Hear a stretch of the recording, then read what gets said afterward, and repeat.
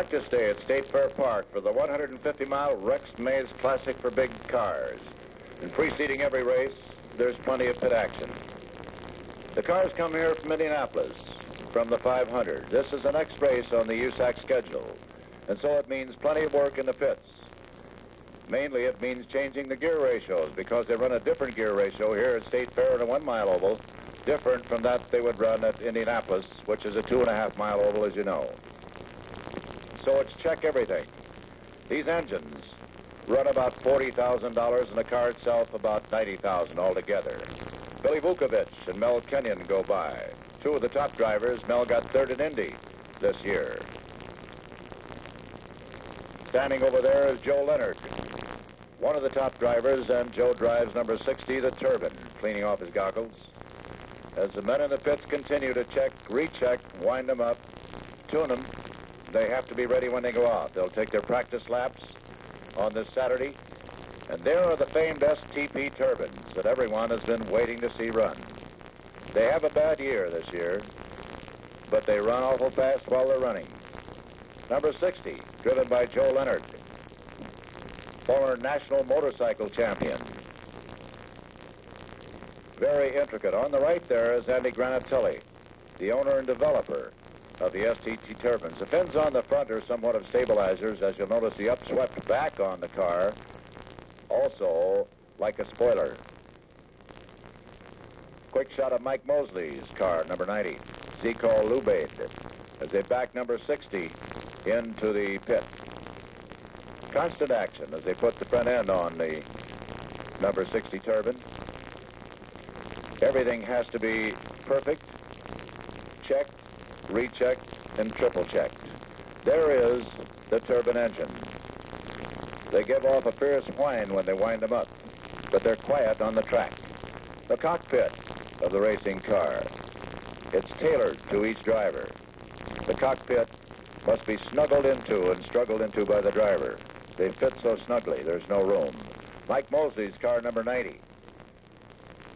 Another shot of Joe Leonard's STP turbine as he goes out for practice and is the first one out. The front end of that car looks like a vacuum cleaner going around the track. The turbines try to clean up, but they don't at State Fair Park. Both turbines out on the track now. Art Pollard in car number 20 and Joe Leonard in car number 60. And they turn some real hot laps. Bay Darnell comes around now in car number 37. He's eventually involved in a 3-car accident early in the race that took the life of race driver Ronnie Dillman. Now Bruce Jacoby pushes it into the south end of the wall, tears off the left front wheel, and that's it for that car for today. No trouble for Bruce, only a minor injury as the crews come out. The finest crews in the country here, the fire crews and the tech crews at State Fair Park. Bruce suffered only a cut lip. He'll go back up to the pit area and look for another ride, and before the afternoon is over, he gets another ride. Bruce Jacoby. Another spin. Sammy Sessions spins it in the south turn and tears off a lot of rubber. He'll have to go back in for tire changes before he does any more practicing. And now Bruce Walkup. It's Bruce Walkup in car number 59. And now it's race day, the big day. 150-mile race presented by Tom and Carl Marchese as the cars go out for practice just before the race. And we get closer and closer, and the tension mounts in this race day as they turn in the hot ones. And that's Al Unser spinning it in the south turn in car number 5. This meeting is on. None of the engines are wound up. They keep them quiet so the drivers can hear the instructions as they roll them out on the track. They get them all set into position. The drivers are getting their instructions. A.J. Foyt's, number 1, the defending champion and 5 times national champion. That's Gordon Johncock in car number 4. And it's time for gentlemen, start your engines as they wind them up. A.J. Foyt, wiping off the perspiration. 140 degrees on the track is the temperature on this Sunday. And in the cockpit of those cars, it can go up to 160, and that's Billy Vukovich. Making his last-minute adjustments, putting on his goggles. As they rev him up, Bud Tingelstad gets some last-minute instructions. from his crew. Roger McCluskey in car number 8. Roger set the qualifying lap today, the record, 38.13, and sits on the pole. Art Pollard in car number 20, the other turbine. Sammy Sessions getting ready in car number 14. Mike Mosley in car number 90. Mike drives a Seacall Lube owned by Bill Traynor in Milwaukee. He gets set to go.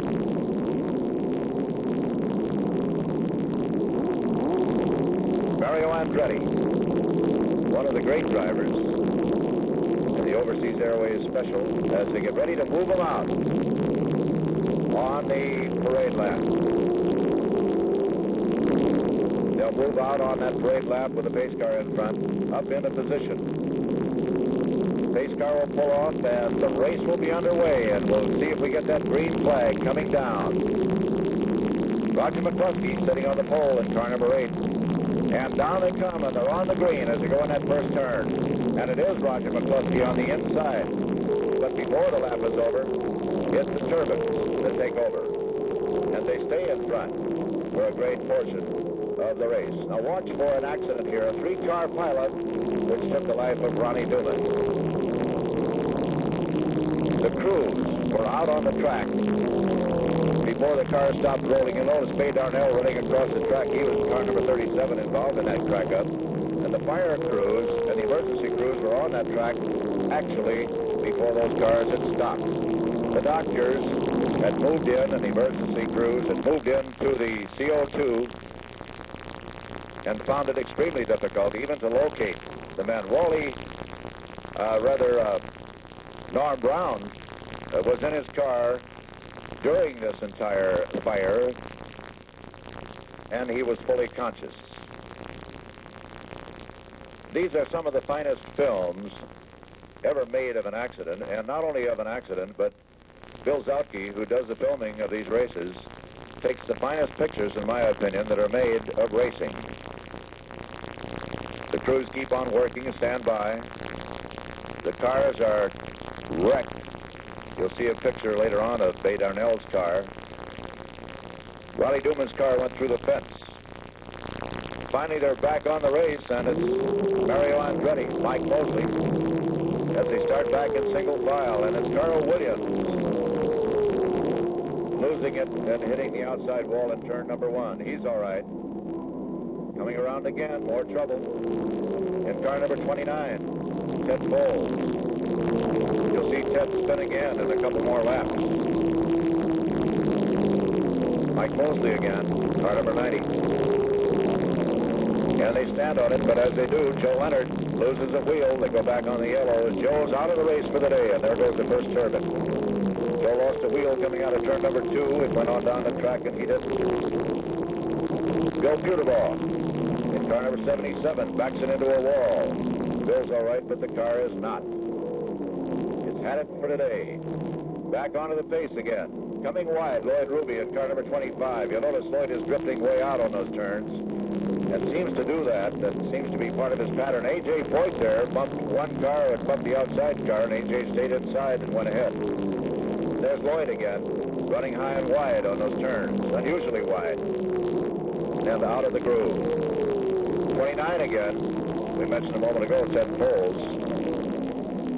They're back on the green and on that blistering pace on that extremely hot day. Down that main straightaway at tremendous speed. They go almost into the corner with those extremely wide tires before they have to back off. The speed keeps on, the heat keeps on, and it begins to take its toll with the drivers. Gary Buttenhausen comes in for a pit stop. No tire changes. Conversation with the pit crew. Loads up on gas. Wipes off his goggles. Gets a slap. Away he goes with a push. Back out on the track.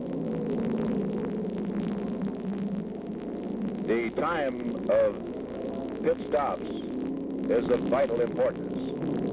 Number 20 has run into trouble. That's the second turbine, and Andy Granatelli is talking to his brother, and they know they've got trouble. Art Pollard, number 20, will be in shortly.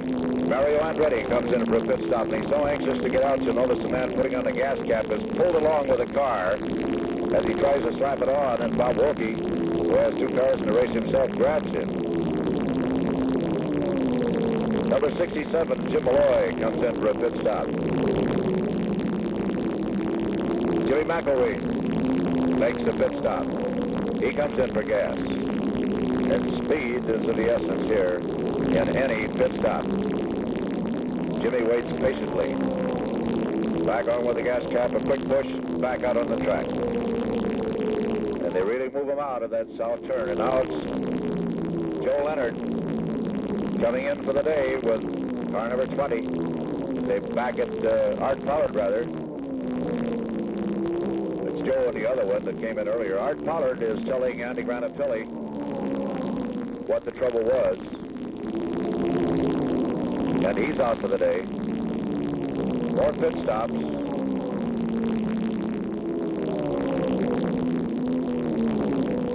Car number 27 coming in.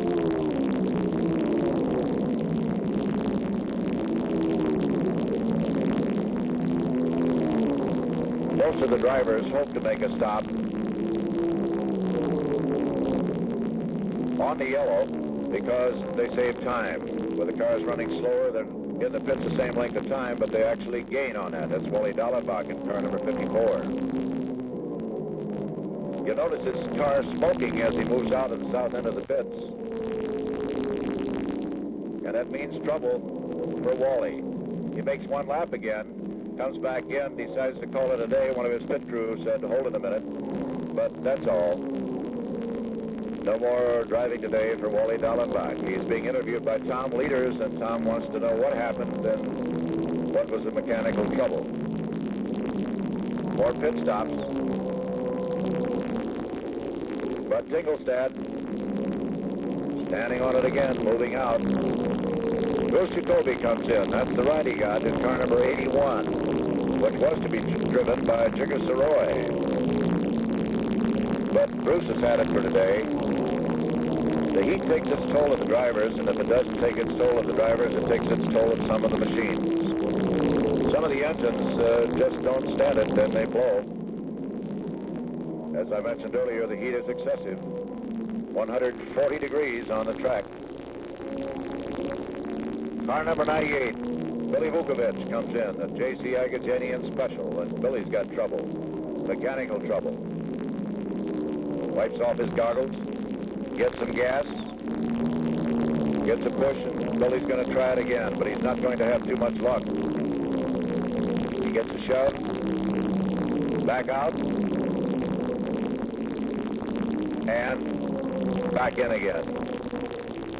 He's back in after one lap, steps out of the car, takes off the helmet, and that's it for the day for Billy Vukovic.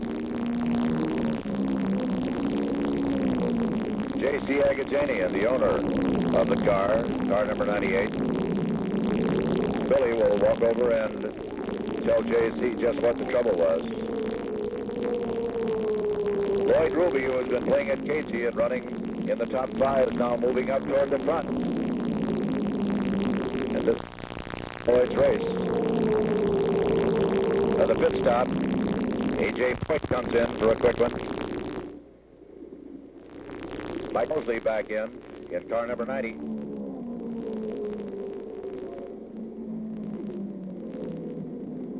Speed is essential. This must tax the driver's nerves just as much as being on the track because he's waiting and waiting and waiting to get back out. Bud Tingelstad comes in car number 10, and that's it for Bud for the day. He climbs out of the cockpit and will take off his helmet. Sammy Sessions back in again. That's about Sammy's third pit stop, and it means Sammy will be way back in the pack. One pit stop would be about all you can afford and still be a winner in this race. And Sammy's been in too often today as he goes back out again.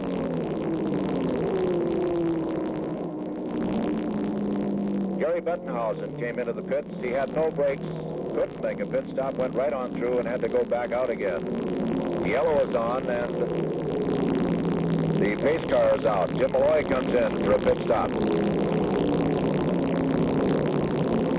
Gets a quick load of gas and gets a shove, and out he goes. Lord Johncock has had it for today in car number 4, the Gilmore Broadcasting Special. Great driver. Gordon tries it again, but it doesn't fire for him. He'll no sooner get down about 50 yards down the track, and they have to back him into the pits. He'll run down with a starter, but still no luck, and back he goes, and another driver out. Young's brothers come in for a quick pit stop, and they both go out at the same time. It was Bobby who won at Indianapolis this year in the 500. But now they're out after Lloyd Ruby. As he moves out in front, he intends to stay there. Another car smoking it up and going to blow, and that'll be all for him. Car number 81, the driver again, now Jigger Saroy. He's had it in the south turn.